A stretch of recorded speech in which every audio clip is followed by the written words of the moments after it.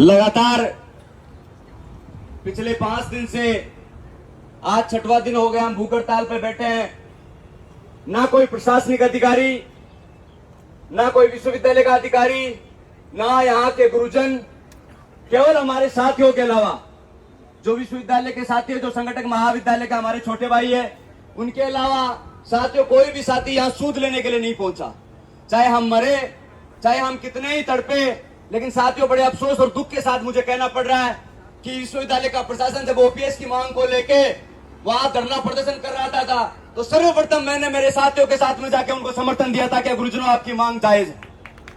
लेकिन बड़े दुख के साथ कहना पड़ रहा है साथियों, उन गुरुजनों ने आके एक बार भी ये नहीं पूछा कि आप हमारे स्टूडेंट हो, आप हमारे बच्चे के समान हो, आपकी हालत क्या है, आप पिछले 6 दिन से भूख हड़ताल पे बैठे हो, लगातार आप प्रयास कर रहे हो छात्र संघ चुनाव को लेकर, लेकिन फिर भी उन गुरुजनों का जमीर साथियों जिंदा नहीं है।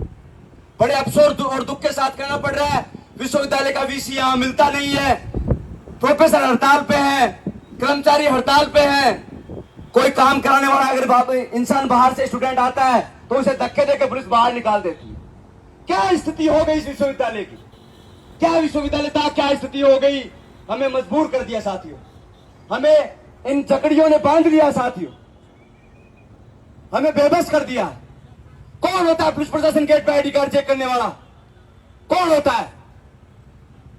यूनिवर्सिटी का प्रोक्टर बोर्ड की दायित्व बनता है कि वो जाके यूनिवर्सिटी के अंदर आने वाले बच्चों को आईडी कार्ड चेक। आप किस साइड से आईडी कार्ड चेक कर रहे हैं, जबकि नए आईडी कार्ड बने नहीं, हेलमेट के चालान कर रहे, पुलिस गाड़ियां रोक रहे।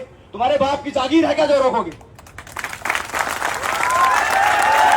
हमारे मेहनत से, हमारे पैसे से किसान का बेटा पे मेहनत करता है, पैसे देता है, किसी व्यवस्थाओं के आधार पर गाड़ी घोड़े लेके आता है और छात्र संघ चुनाव की तैयारी करता है। 362 दिन विश्वविद्यालय कैंपस में रहता है, भूखा प्यासा रहता है और हर संभव मदद, छात्र नेता कोई भी हो, किसी भी संगठन का हो, हर संभव मदद करने का प्रयास करता है कि उसका जमीर जिंदा होता है। वो सोचता है कि मैं किसी मानस को लेके आया हूं।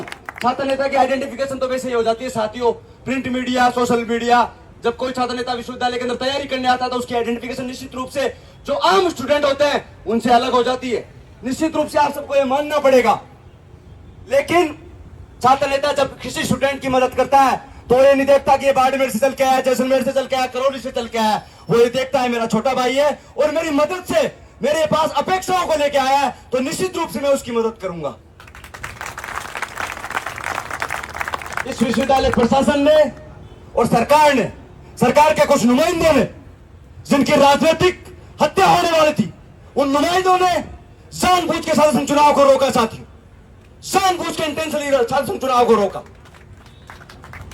मैं जिस संगठन से आता हूं, मेरी विचारधारा ये कहती है, मेरा संगठन ये कहता है, अगर छात्रों के लिए लड़ना पड़े, छात्रों के लिए मरना पड़े, तो सरकार से बगावत लाजमी है साथियों।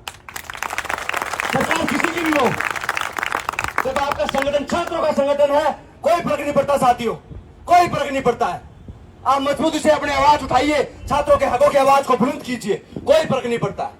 कुछ लोगों ने अपने राजनीतिक स्वार्थ के कारण, सिर्फ अपने राजनीतिक स्वार्थ के कारण उन तमाम प्रदेश के विश्वविद्यालयों के छात्र नेताओं के साथ में उनका गला घोटने का प्रयास किया, सिर्फ अपने राजनीतिक फायदे के कारण। हम 362 दिन कैंपस के रहने देते हैं, आम छात्र की मदद के लिए खड़े रहते हैं, कैनोपी लगवाते हैं सुबह 6 बजे। आपस में टकराव हो सकता है, मतभेद हो सकता है, लेकिन मनभेद कभी नहीं है साथियों छात्र नेताओं के बीच में। संगठन अलग हो सकता है, विचारधारा अलग हो सकती है, लेकिन लड़ाई लड़ने का तरीका एक है और मजबूती से हम तब तक लड़ते रहेंगे जब तक हमारे शरीर में आखिरी सांस रहेगी, तब तक लड़ते रहेंगे। इनको लगता है कि ये काला प्रबंध जारी करके हम विश्वविद्यालय को अपने अधीन ले लेंगे। कुलपतियों ने सोचा कि गलत रिपोर्ट, तथ्यात्मक गलत रिपोर्ट पेश कर देंगे तो छात्र संघ चुनाव बंद हो जाएगी, तो अपनी दुकानें व्यवस्थित रूप से चलती रहेगी, अपने दबा के भ्रष्टाचार करते रहेंगे। एक ही मानसता साथियों, कुछ कुलपतियों ने, कुछ विश्वविद्यालयों के जो कुलपति थे, उन्होंने आशा जाहिर की कि छात्र संघ चुनाव होने चाहिए, युवाओं का लोकतांत्रिक हिस्सा है, होना चाहिए, अपने हकों और अधिकार के लिए लड़ने के लिए युवाओं को मौका देना चाहिए।